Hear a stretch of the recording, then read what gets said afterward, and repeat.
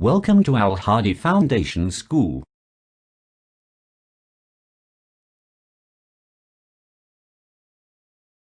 बिस्मिल्लाहिर्रहमानिर्रहीम। अस्सलाम वालेकुम। अपनी किताब का सफ़ा नंबर 19 खोलें। यूनिट नंबर 1 है और सबक नंबर 3 है। सबक का नाम है किस्सा हज़रत यूनुस। तो शुरू करते हैं। दरियाए फ़ुरात के किनारे एक बस्ती आबाद थी जिसका नाम नैनवा था। अल्लाह ताला ने बस्ती के लोगों तक अपना पैगाम पहुँचाने के लिए एक नबी भेजा जिनका नाम यूनुस अलैहिस्सलाम था। अल्लाह के नबी बहुत अरसे तक तबलीग करते रहे और अल्लाह के अहकाम लोगों को पहुंचाते रहे, लेकिन आपकी बातें मानना तो दूर की बात थी, लोग उल्टा उनका मजाक उड़ाते थे। इससे हज़रत यूनुस इस कदर परेशान हुए कि बस्ती छोड़कर दरिया के किनारे चले गए।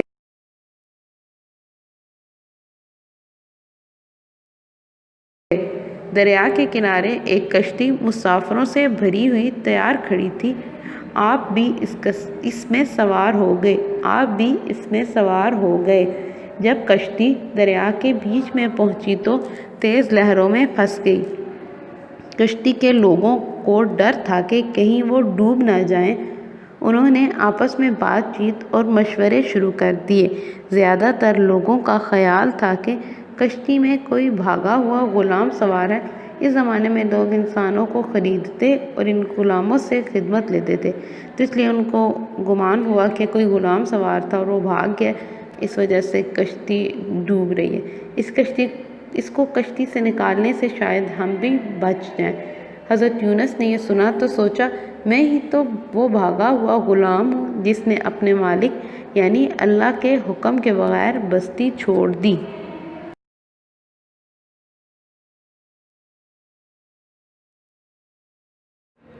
आपने कश्ती वालों को ये बात बताई और कहा, तुम लोग मुझे कश्ती से निकाल दो, इस तरह शायद तुम्हारी कश्ती बच जाए। कश्ती वालों ने कहा, नहीं, ऐसा कैसे हो सकता है, हम आपको कैसे फेंक दें। कुछ लोगों ने मशवरा दिया कि कुर्रा डालते हैं, जिसका नाम निकले उसे दरिया। सफ़ा नंबर 20 निकाल लें।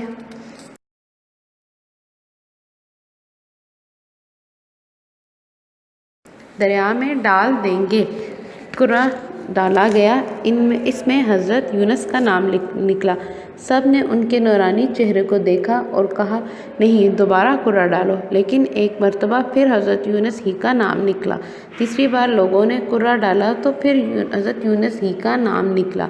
आखिरकार ना चाहते हुए भी लोगों ने हज़रत यूनुस को दरिया के हवाले कर दिया। जैसे ही आप पानी में गिरे, एक बहुत बड़ी मछली ने उन्हें निगल लिया। हज़रत यूनुस ने महसूस किया कि वो मछली के पेट में हैं और ज़िंदा हैं। आप मछली के पेट में कई दिन रहे। उन्होंने अपने रब से बेइंतहा शर्मिंदगी का इजहार किया और माफ़ी मांगी। उनकी दुआ कुरान मजीद में भी बयान की गई है, जिसका मफ़हूम है, नहीं है कोई माबूद सिवाय आपके, आप यानी अल्लाह के, और आप यानी अल्लाह पाक हैं, मैं बेशक कसूरवार हूँ। यानी उन्होंने अल्लाह ताला से अपनी गलती की माफ़ी मांगी और उन्होंने इस बात का एतराफ़ किया था कि मैं गलती पर हूँ, कि मैंने अल्लाह ताला के हुक्म का इंतज़ार नहीं किया और ख़ुद ही परेशान होकर बस्ती से निकल आया हूँ।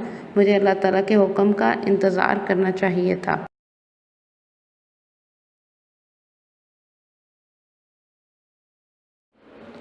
अल्लाह ताला ने हज़रत यूनुस अलैहिस्सलाम को माफ़ फरमाते हुए इरशाद फरमाया, जिसका मफ़हूम है, फिर सुन ली हमने उसकी फ़रियाद और घुटन से निजात दी।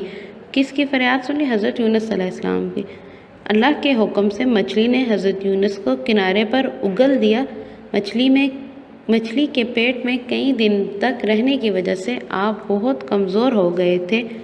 अल्लाह के हुक्म से जहाँ मछली ने उन्हें उगला था, वहीं एक बेल उग आई, जिसके फल खाकर आप कुछ ही दिनों में तंदुरुस्त हो गए।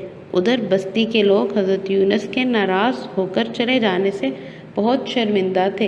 अब वो महसूस कर रहे थे कि हज़रत यूनुस हमारी ही भलाई के लिए समझा रहे थे और इस बात से भी डर रहे थे कि ऐसा ना हो कि अल्लाह का अज़ाब हमें घेर ले यानी हमें अल्लाह ताला का अज़ाब पकड़ ले।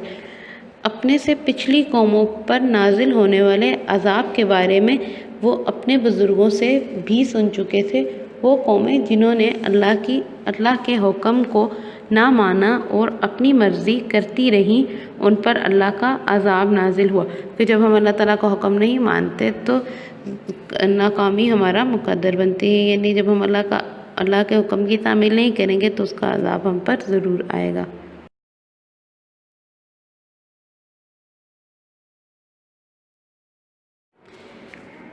ان لوگوں نے حضرت یونس کو ڈھونڈنا شروع کر دیا۔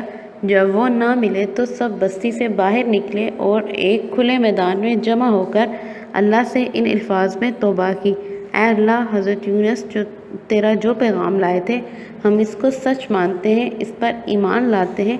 اصل میں آپ ہی عبادت کے لائق ہیں، آپ یعنی اللہ تعالیٰ۔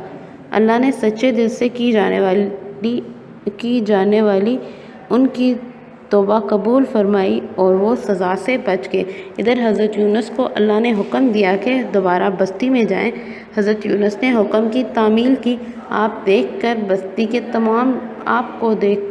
بستی کے تمام لوگ بہت خوش ہوئے اور آپ کی بتائی ہوئی باتوں پر عمل شروع کر دیا۔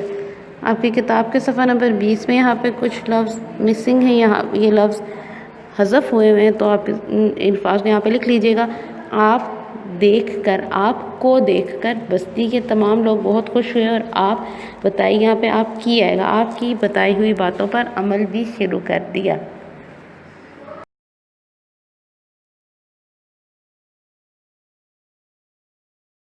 اس سبق کی مشق دیکھیں، صفحہ نمبر 21 پر ہے۔ سب سے پہلے ہے نئے الفاظ۔ ان الفاظ کے اپنے معنی اپنی اردو کی کاپی پر لکھ لینے ہیں اور ان کو یاد کرنا ہے۔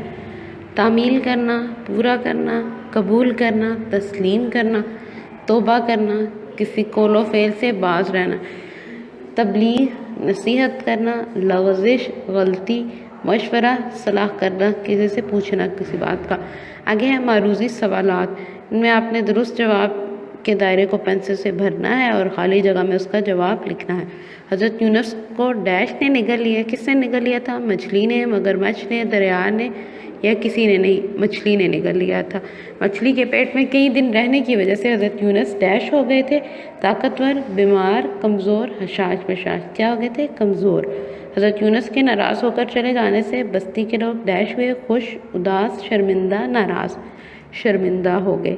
بستی کے لوگوں نے ایک ڈیش میں جمع ہو کر اللہ سے توبہ کی۔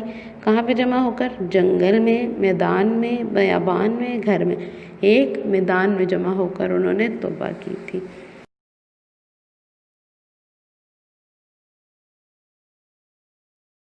صفحہ نمبر 22 پہ دیکھیں، سوالوں کے جواب ہیں اور الفاظ جملے ہیں۔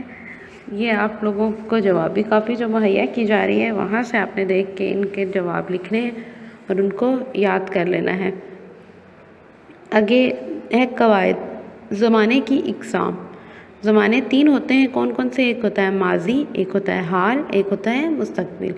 ماضی وہ ہوتا ہے جو گزر چکا ہو یا گزرا ہوا ہو، نہیں جو گزر گیا ہے۔ حال جو موجودہ ہے اور مستقبل جو آنے والا ہے۔ دیا ہوا ہے حضرت یونس کا یہ واقعہ گزرے ہوئے زمانے میں تھا۔ گزرا ہوا زمانہ کون سا ہے؟ ماضی۔ ابھی ہم عبارت پڑھ رہے ہیں تو یہ کون سا زمانے میں پڑھ رہے ہیں؟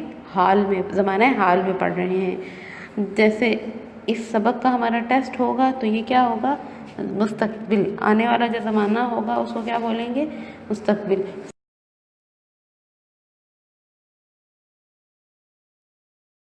صفحہ نمبر 23 دیکھیں، دیے گئے جملوں میں زمانے پہچانیے اور لکھیے۔ آپ نے پہچان کرنی ہے کہ اس میں کون سے زمانے کی بات ہو رہی ہے، اس کے سامنے آپ نے لکھنا ہے۔ پہلا ہے آج بہت تیز بارش ہو رہی ہے، تو یہ کون سا زمانہ ہے؟ حال۔ کل بہت تیز بارش ہوئی تھی، کون سا زمانہ ہے؟ کل ہوئی تھی، تو یہ ہمیں کیا بتا رہا ہے کہ یہ گزرا ہوا زمانہ ہے، ماضی کی بات ہو رہی ہے۔ کل بہت تیز بارش ہوگی، یہ کس کی بات ہو رہی ہے؟ مستقبل کی، کہ ابھی ہوئی نہیں ہے اور نہ ہو رہی ہے بلکہ ہوگی۔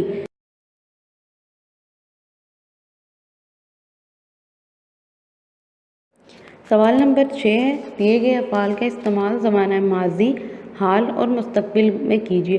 افعال فعل کی جمع ہے، فعل کام کو کہتے ہیں۔ فعل کا مطلب ہوتا ہے کام۔ کون کون سے کام ہیں؟ کھیلنا، لکھنا، پڑھنا، بھاگنا۔